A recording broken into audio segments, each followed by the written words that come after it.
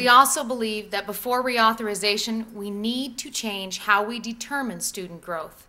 To discuss the growth model, I would like to call up Justin Minkle, Teacher of the Year from Arkansas and a finalist for National Teacher of the Year.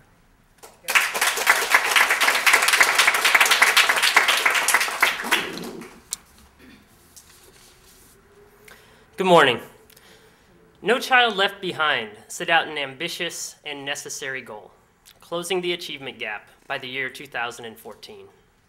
If the law is going to achieve that goal, we need to acknowledge the growth of our struggling students while challenging our gifted students, particularly in low-income schools. Nearly all the rewards and punishments in No Child Left Behind focus on how many students are testing at proficiency by the end of the year, a middle-of-the-road benchmark determined by each state. But if we can focus on how much progress individual students make over the course of the year, we do two things. First, we create an incentive for the best teachers to teach the lowest performing students, the best principals to lead the lowest performing schools, and the best superintendents to take on the lowest performing districts. Secondly, we encourage all students to continue to improve their academic skills. Aaron entered my second grade class as a non-reader. By the end of the year, he had moved from a level 0 to a level 24 as measured by the Developmental Reading Assessment, just shy of the level 28 designated as proficient. Under the current law, Aaron will be categorized as a failure, despite the fact that as an English learner, living in poverty, he made 2.5 years of academic growth in a single year. Aaron's remarkable achievement should be acknowledged as a success on the part of Aaron, his family, his teachers, and his school. At the other end of the spectrum, Maria came into my second grade class already reading on a 4th grade level. In lower income schools like mine, the staff is often desperate to raise standardized test scores to avoid being put in school improvement, a designation that tends to stigmatize the school as a failure, drive away qualified staff, and strip the school community of autonomy. A child like Maria will pass with a proficient score whether or not she is challenged to achieve her full potential. Yet it is children like Maria, the gifted students in our lower income schools, who have the greatest potential to someday transform the poverty that afflicts their neighborhoods. They have the brilliance, they have the firsthand knowledge of their neighborhoods, and they have the academic potential. They just need to be challenged to achieve that potential. A growth model meets the needs of students at both ends of the spectrum, the Aarons and the Marias. A handful of states have been approved to pilot growth models, but federal restrictions have crippled their true potential. If we are going to close the achievement gap, teachers and lawmakers need to sit down together at the same table to develop an accountability system that meets the needs of all students and that replaces punishments with incentives for America's lower income schools to excel.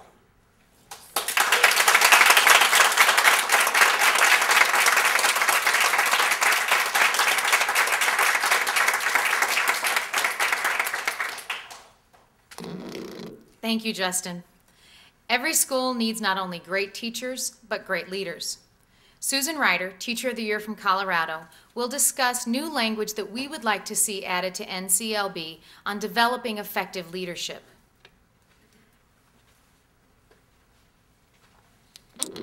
Good morning. The importance of having an effective teacher in the classroom cannot be undervalued. Teachers are in direct contact with students on a daily basis and should be held to the highest standards. However, the most important central figure in a learning community remains the administrator. Current NCLB legislation focuses solely upon the educator, although all schools require strong leadership to thrive.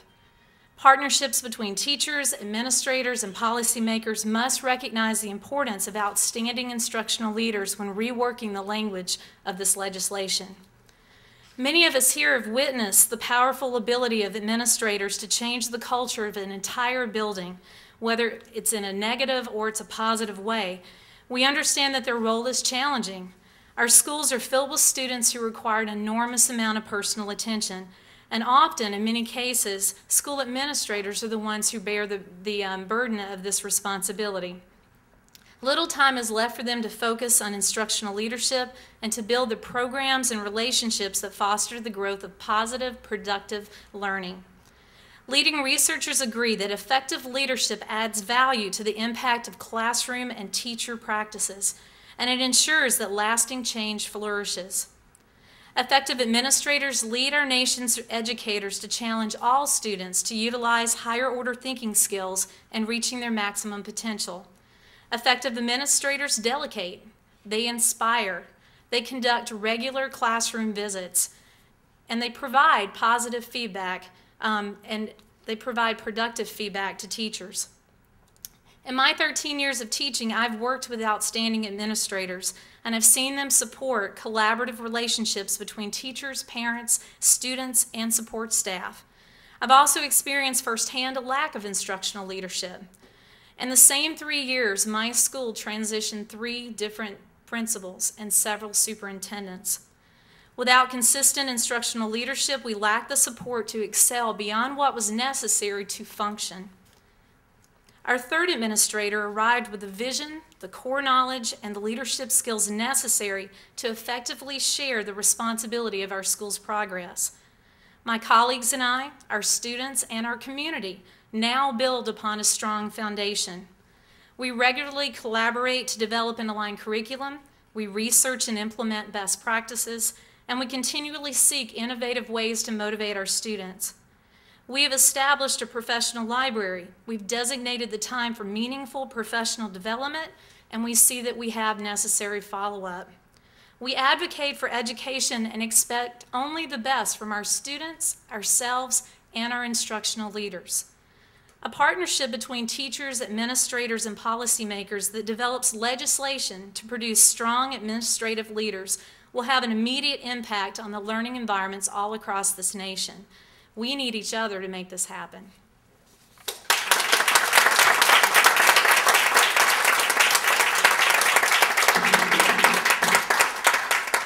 Thank you, Susan. We believe the focus of NCLB, holding schools accountable based solely on 2 statewide tests in reading and math, has taken us from what our primary educational objective must be, preparing all students to have the skills they need for the 21st century.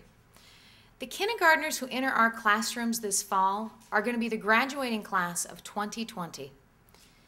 How are we going to prepare them to compete in a global economy for jobs that haven't even yet been created?